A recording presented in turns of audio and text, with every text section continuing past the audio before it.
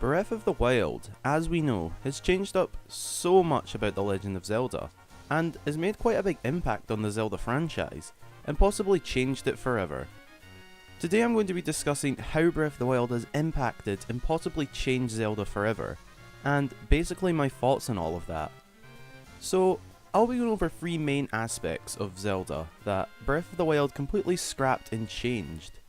These being the way that the world has been designed and made, the weapon and armor system, and also the hearts, stamina and food system, along with a few other things. Also, please keep to mind some points I make in the video are my personal opinion, and feel free to let me know your thoughts in the comments. Anyway, let's get into this video.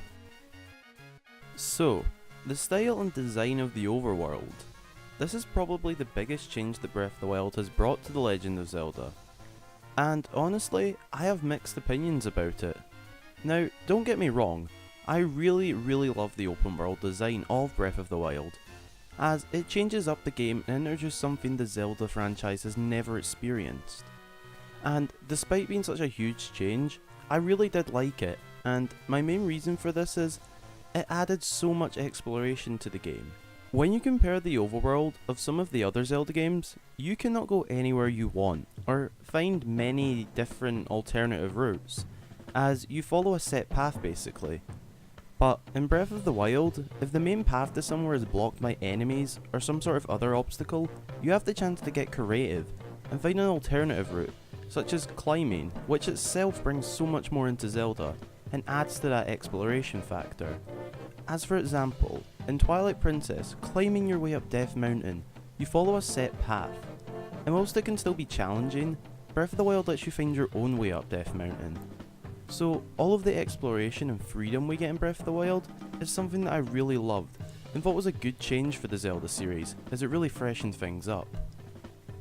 Despite all this, I did miss the traditional style of following a set path, a little, as due to all the freedom you get in Breath of the Wild, it allowed us to do quests such as the memories in any order, which kinda took out the impact of them. And the Divine Beasts were really poor themselves in certain aspects, mainly a lack of stuff inside them, but with a huge open world like this, dungeons kinda had to be able to be done in any order, which took kind of a few things out of previous Zelda games, such as key items and themes to the dungeons. Anyway, apart from those few things, I really did like the change to open world and thought it was a good change. And I would not mind the next Zelda game being open world. Also, the chances of that are very high, as Eiji Aonuma has said in a previous interview with, I believe it was Famitsu magazine, that open world will probably be the standard for Zelda games from now on. Now, the weapon and armor system is a bit of I love it and hate it. Well, I'll start with the weapons. So, there was a big change with the weapon system in Breath of the Wild, as Breath of the Wild allows you to have a certain amount of weapons, with an expandable inventory, and they all do different amounts of damage. Now, compare this to every other Zelda game. Well, you actually do get some weapons, and I'm not including key items, as they are not all actually weapons. So basically, in most Zelda games, you get a few swords and usually 2 or 3 shields as your main weapons. Well, in Breath of the Wild, we get a pretty good variety of swords, long swords, heavy weapons like the sledgehammer, enemy weapons such as the Bokoblin Club. We also now get many different types of bows, which can sometimes have a big effect on your archery skills in the game, as depending on how good the bow is, the bow can be a lot harder to get your shot right, as they were all different.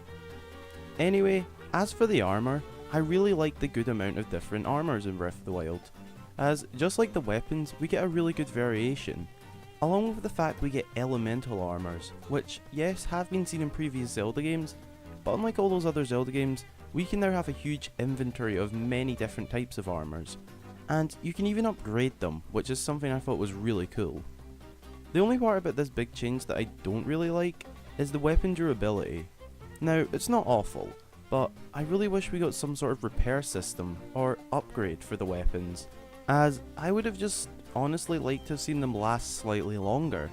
The other thing was, we can sell and purchase ingredients and materials, however we cannot sell or purchase weapons or armor, which I would have loved to have seen. So, moving on to hearts, stamina and food in Breath of the Wild.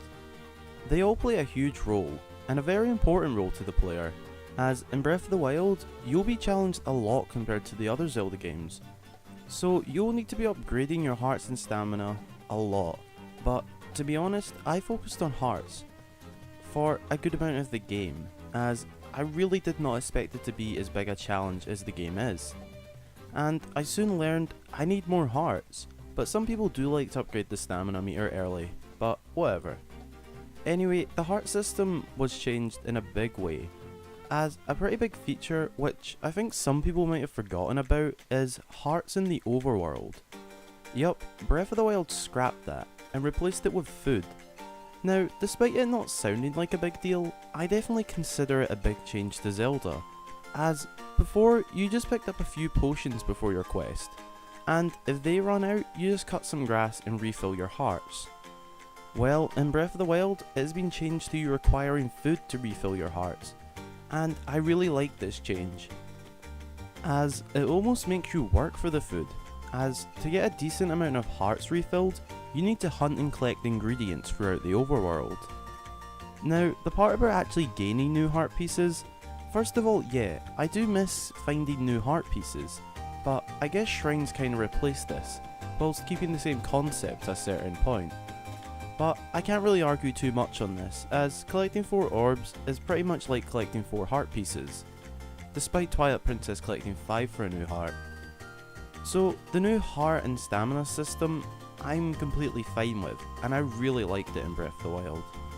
Anyway, that's my thoughts and opinions on all the new big changes to Breath of the Wild, and how they impacted, well, changed the Zelda series. Be sure to leave a comment on what you think about all the new changes in Breath of the Wild, and if you think they were good changes or bad changes. If you would like to chat to me and other Zelda and Nintendo fans, along with share videos, pictures, art, along with suggest video ideas and leave questions for the Q&A videos, feel free to join my Discord server through the link in the description. Also, feel free to follow my Instagram and Twitter for cool pictures and updates. Well, I hope you all enjoyed the video, and until the next time, I've been Hyrule Gamer.